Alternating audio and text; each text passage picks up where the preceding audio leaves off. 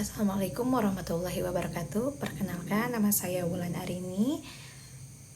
Pada kesempatan ini saya akan mempresentasikan tugas UAS dengan judul Analisis Inovasi Perusahaan menggunakan pendekatan Spiral Innovation.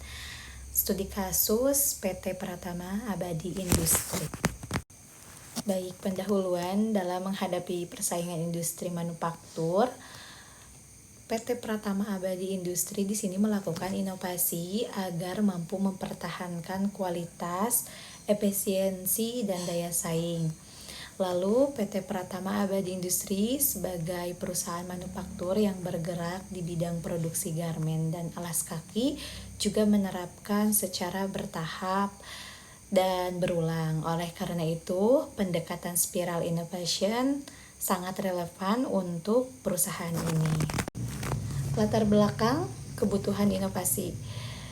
PT Pratama Abadi Industri menghadapi berbagai tantangan, antara lain tuntutan kualitas produk konsisten dari buyer internasional dan persaingan ketat antara perusahaan manufaktur negara lain juga, dan target biaya beserta waktu produksi dan standar kepatuhan terhadap keselamatan kerja. Kondisi tersebut mendorong perusahaan untuk terus melakukan inovasi dalam proses produksi dan pengendalian mutu. Lanjut ke kolaborasi multi stakeholder dalam inovasi.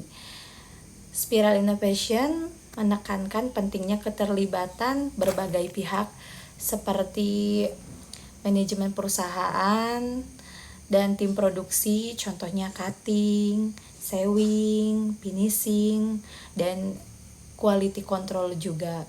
Begitupun buyer internasional, audit juga, dan regulator terkait standar mutu dan keselamatan.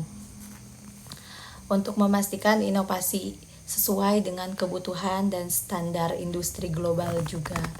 Baik, untuk proses spiral innovation di PT Pratama Abadi Industri, yang pertama itu identifikasi masalah ya. Biasanya masalah dalam produksi itu antara lain produk yang defect gitu ya, yang cacat, ketidaksesuaian standar jahitan, lalu keterlambatan produksi itu sering terjadi sekali di perusahaan.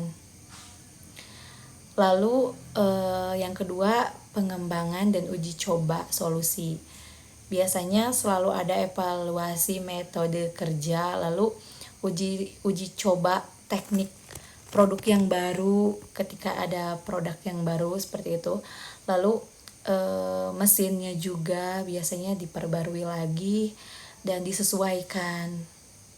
Lalu yang ketiga, evaluasi dan pembelajaran.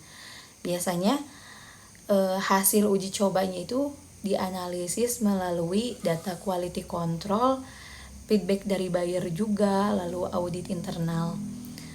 Yang keempat, penyempurnaan dan implementasi. Biasanya perusahaan selalu melakukan perbaikan SOP, pelatihan ulang ke karyawannya juga, penerapan metode kerja yang lebih efektif lagi seperti itu. Dan yang kelima, pengulangan siklus spiral seperti itu. Proses inovasi tidak pernah berhenti, selalu terus berulang, menyesuaikan dengan tuntutan kualitas global juga seperti itu. Lalu untuk resiko dan tantangan inovasi, biasanya resikonya itu penolakan perubahan dari karyawan. Biasanya karyawan itu merasa keberatan dengan adanya tantangan inovasi yang baru gitu. Dan biaya pelatihan, penyesuaian sistem juga, terus penurunan produktivitas. Sementara saat masa transisi biasanya karyawan itu ketika adanya tantangan inovasi, mereka selalu ada penurunan kualitas karena mungkin hal yang baru dicoba. Dampak dan manfaat inovasi. Penerapan spiral inovasi itu memberikan manfaat, yaitu peningkatan kualitas produknya juga, penurunan tingkat defeknya juga, lalu efisien waktu dan biaya, terus meningkatkan kepercayaan buyer juga. Lanjut di kesimpulan, pendekatan spiral innovation sangat sesuai diterapkan pada PT Pratama Abadi Industri.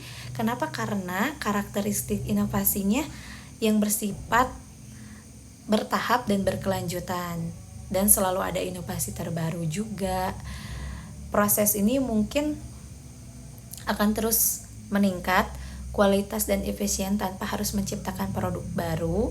Dengan penerapan spiral innovation yang konsisten, PT Pratama Abadi Industri mampu mempertahankan daya saingnya dengan pasar global dan perusahaan lain juga, dan tuntutan standar industri internasional. Baik, untuk presentasinya sudah berakhir.